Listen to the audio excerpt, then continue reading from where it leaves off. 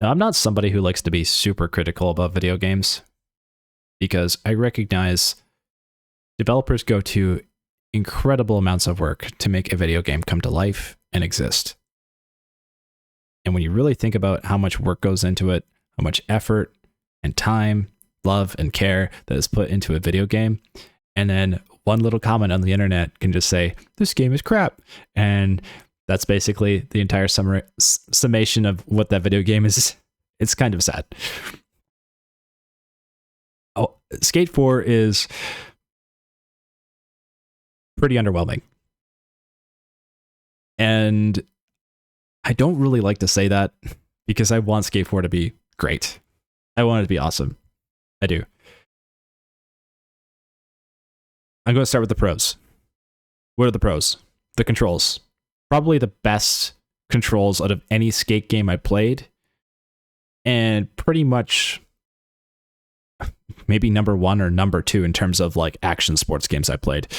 The second best game I played for controls being Descenders, which is a mountain biking downhill mountain biking game. If you haven't played it, it's not a AAA. It's made by a small independent studio, but the controls on that game are phenomenal. And the controls in Skate 4 are also pretty much near phenomenal. I think they're probably the best the series has ever seen. So you got to give credit where credit is due. Skate 4 is doing some things right, but it is definitely missing the mark in some areas that are incredibly important. And it's missing the mark in areas where it matters to a specific type of play style that is not really seen in Skate 4. And that's a mega park play style. Some people play Skate 1, 2, and 3 for the mega park. That's the highlight of Skate for them, is vert. There's, even in the skate world, there's, what's considered 2 types of disciplines, which is street skating and then vert skating.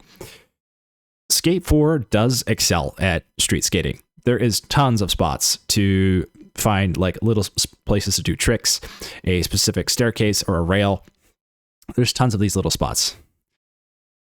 But there is a large gap of medium-sized spots that are like, wow, that was a huge feature. And then the major spots, which are like, this is so ridiculous, no one would ever attempt this in real life, but it's fun because it's a video game. That's what Skate 4 is really missing. Big, giant, ridiculous vert challenges. And it's a bit sad because the game as a baseline, as a foundation, is great. The controls are fantastic. They feel so smooth to use. It's fun. It's enjoyable to just skate around and, do a couple tricks off a bench or, whatever small little staircase you find. But for some reason, the vert in this game just feels underwhelming. I don't know why. Maybe it's because there's just a lack of vert spots in general, or maybe it's because you just don't ever feel like you have enough speed as you enter a half pipe or a quarter pipe. And that kind of cascades into another problem, is that how do you generate speed if you want to do some crazy gap that's, should be theoretically impossible in real life, but doable in a video game because it's just fun to attempt. You can't like hitch on cars. You can't just grab the back of a car, get a bunch of speed with that car, and then take off and then, use that speed to propel you into a trick. That feature isn't here for some reason. And that was a feature in, I believe, Skate 1 and Skate 2, if I remember correctly, but maybe my memory is failing me. I played 1 and 2 a lot when I was a teenager, and I loved them. They were fantastic. Skate is definitely its own thing in terms of like, a different feel than the Tony Hawk franchise. And I've always loved Skate for that reason. I didn't play Skate 3 a whole lot. I've tried it a couple times. I played the Vert Park and a couple of the other, small skate street spots. But like, even in terms of the controls between Skate 3 to Skate 4, there is a noticeable difference.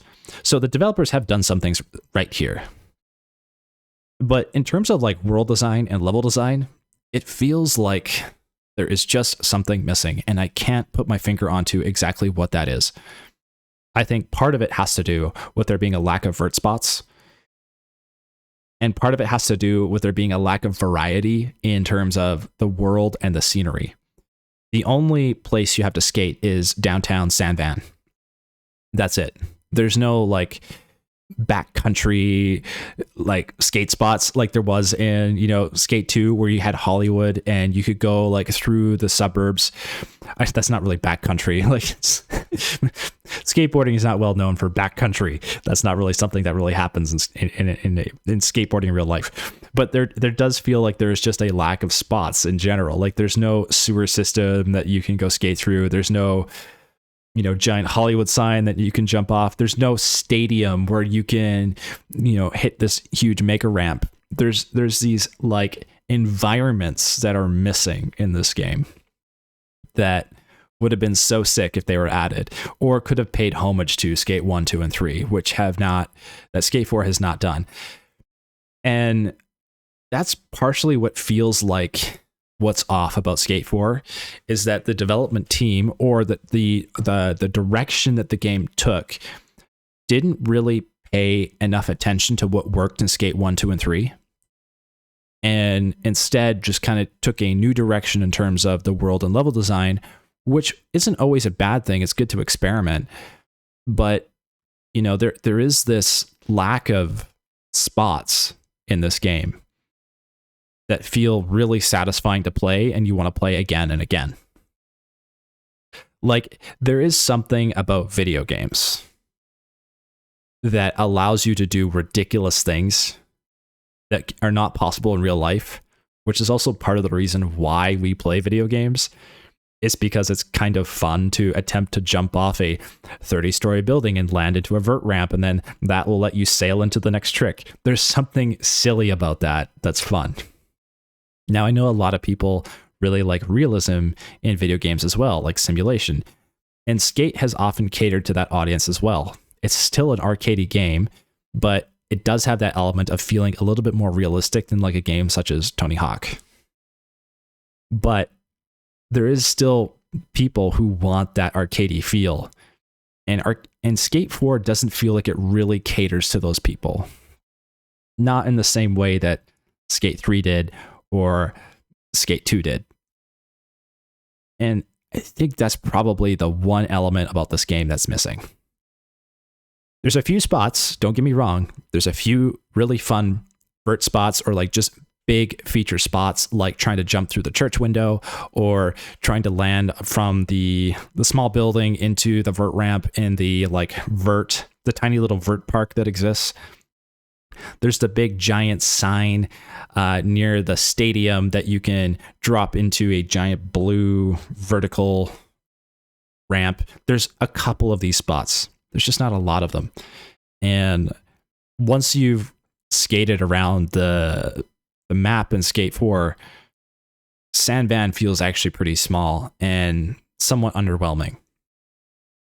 And I think that, of anything, is the biggest criticism I have of this game. It's not the art style. I don't really care so much about like the character customization. It has more to do with just level design and world design. It feels like we're missing the things that made Skate 1, 2, and 3 great. And, you know, there's a lot of people who just like Street, and that's okay. They don't really care for the vert. But there is a lot of people who do love vert, and just skateboarding giant vert ramps and just trying to play around with just ridiculous vert tricks. And I miss that. And I wish that was here in Skate 4. And I think that's the biggest reason why I don't keep coming back to this game to play it for long periods. Now, as of today, since Skate 4 has been out, I have played a total of 12 hours, which is pretty small considering the amount of time I would have sunk into Skate 1 and 2, which would have probably been about 80 hours per game. Granted, I had more time when I was a teenager to play video games back then, but Skate 1 and 2 really sucked me in, as Skate 3 also sucked a lot of other people in. They were just good games. Skate 4, on the other hand, just feels like it's missing what really worked from 1, 2, and 3. And even though it's still in early access, it's hard to say like if the developers are going to still fulfill that desire for a lot of people. I hope they do, because this game has a lot of potential to be great just with the control foundation alone. It's fun to play. It's satisfying to land tricks in this game. The only thing it's really missing is, more vert and more variety in the world. Maybe just not only playing spots inside of a city, or maybe the city needs to be more dense with more spots, or maybe there's just, I don't know exactly what it is, and I wish I knew what it was that Skate 4 was missing. Some people have said it misses soul, but and maybe that's true, but what does soul mean? Like, how do you communicate that to a developer? Your game is missing soul, man. Like, it's like, okay, what do you do with that information? Like, what is it specifically that this game is missing that the developers need to implement? Because it's still still a work in progress. It still could be changed and updated, and it could still be it could become probably the best skate game there is. But it's going to need a lot more work done for that to happen. And I hope it becomes better, and I hope it still moves in a positive direction towards something that more people find satisfying to play. But right now, as it stands, Skate is just kind of mid. It's meh. The controls are good, but there's just something about the game. Maybe it just has to do with the level design and the world, that it just doesn't feel like Skate 1, 2, and 3 did.